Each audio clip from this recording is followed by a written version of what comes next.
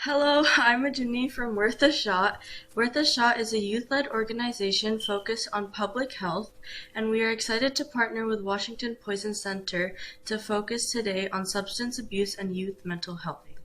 It is our hope that these clips may help act as a resource for teens, specifically regarding substance use and mental health.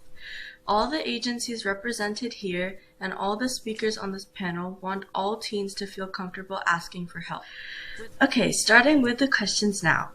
Panel introductions, what is your work and what agencies are you representing? Hi, my name's Anisha Gill. I'm one of the family medicine doctors at University of Washington Shoreline. What we do is we work with the community on our health, including our mental health and substance abuse. It's always a safe place to go if you have questions or concerns about your health or substances. Hi, everyone. I'm Brian. I'm a medical student at the University of Washington School of Medicine, and I am coming to this panel with a background in youth substance use and homelessness specifically. Yes, hello. My name is Sean Witcher, and I'm here representing TeenLink, which is a peer-to-peer support line for teens that's open every night. There is a teen line, and then there's also like a teen/parent line that people can call for substance use questions. And then my name is Alex Sorotsky. I'm a public health educator with the Washington Poison Center. All right, so poison centers across the country. All of us are linked by our national toll-free helpline. So that's 1-800-222-1222.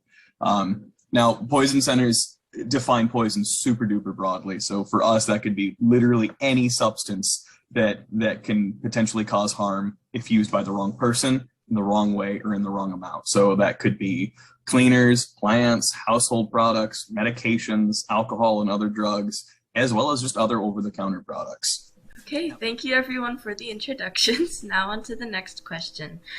Why do we think teens use substances? I think the reason that substances are used is one, it's an escape when there's stuff going on in your either home or school, or it's something that somebody offered you to try. And if you've never tried it before, you don't really know what's going on. There are other resources in the community if you're scared or if there's something going on at home or school that we can help with. I think from what I've seen, teens tend to use substances to create the biochemical states that they want, so that it creates the feelings that they want to feel. And it could be influenced because of a lot of things happening in family, school, stressors, and just, yeah, there's a lot of like social and cultural factors that could be influencing, and people use it as a way to kind of change the state that they're in. So it's a way of taking control of a situation that's happening and trying to change how one might be experiencing it. Yeah, what we see on the line quite a bit is a lot of teens will start using because of like definitely stress, something going on at home or maybe something going on at school, and they've run out of ways to cope with that, or their coping methods aren't working, so they'll just grab a bottle, of alcohol or whatever it is, and then that becomes like their coping method for it.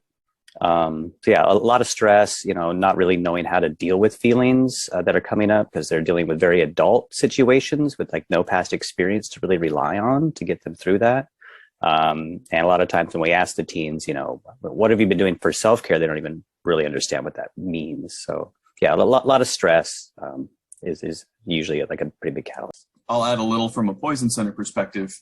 So our calls regarding teens or adolescents generally fall into two different categories. We do get calls that we code as substance abuse calls, where what that means from a non-poison center perspective is that individual was attempting to become intoxicated. So this is speaking to what you were saying, Brian, with achieving a certain biochemical state, trying to get high, trying to get drunk, whatever it might be for some form of escape.